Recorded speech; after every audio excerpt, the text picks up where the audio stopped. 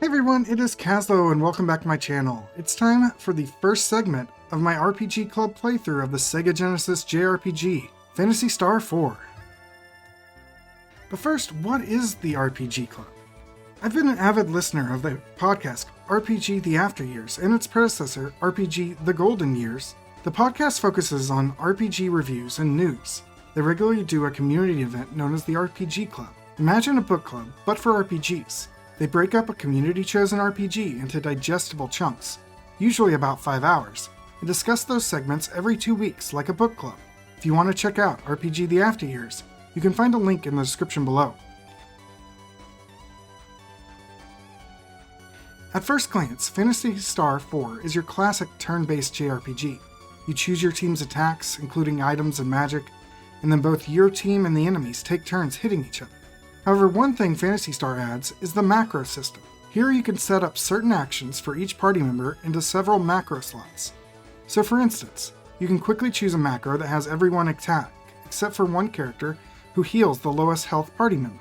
This greatly speeds up battles and helps a ton with grinding.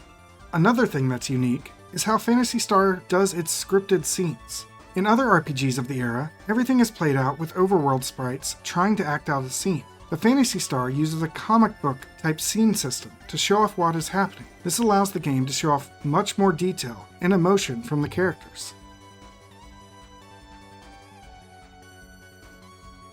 The game begins with the main hero Chaz, learning he's become a full-fledged hunter and partnering up with his friend Alice. Their first assignment is to visit the academy in Piata, where they seem to be having a monster outbreak.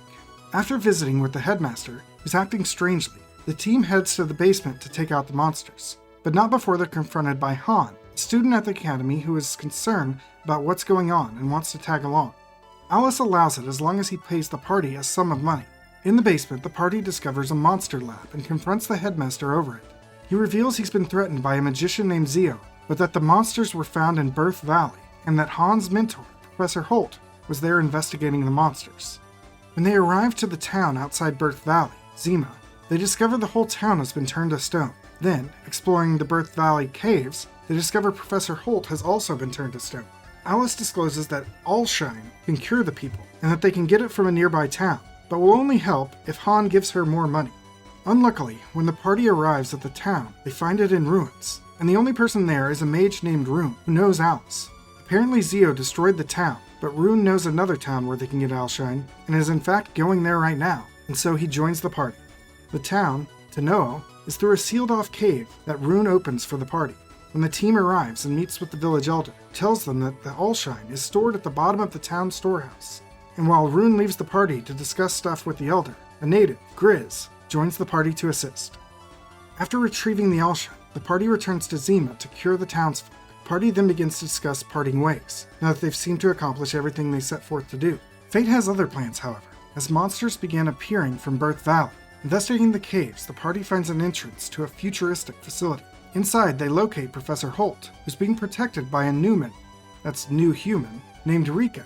Rika leads the team to the facility's AI, named Seed. Apparently the planet's control systems are out of control and the ones creating monsters. So, they have to shut them down to stop the monsters. To do so, they must rescue an android named Demi, who has been captured by Zio. When the party leaves Birth Valley, Rika included, Seed self-destructs, destroying the facility and creating a cave-in. The party then heads north to return to the Hunters Guild before going after Zio. However, along the way they discover the wreckage of a futuristic ship. Inside, they are able to activate the computer systems and learn that it's an escape ship from when Parma was destroyed 1,000 years ago, but didn't survive the trip. And that's it for this segment.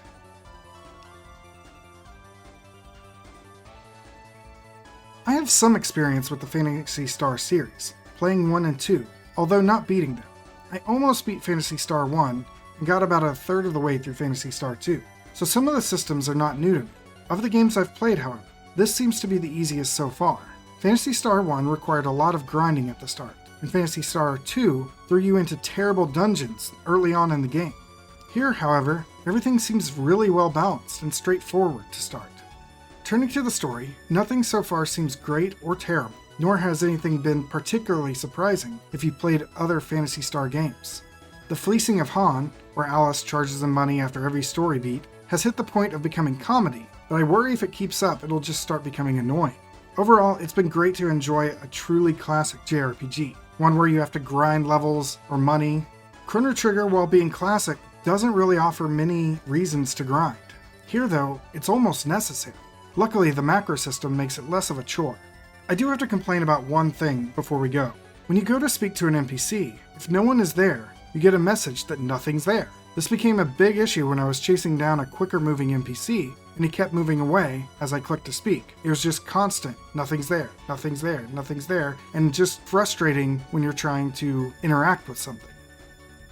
But that's it for this section of the Phantasy Star 4 RPG Club. If you want to follow along with what happens next, be sure to hit that subscribe button to see when new videos are posted. Additionally, if you want to check me out elsewhere, I have links to my Twitch, Twitter, and Discord in the description below. See you all next time!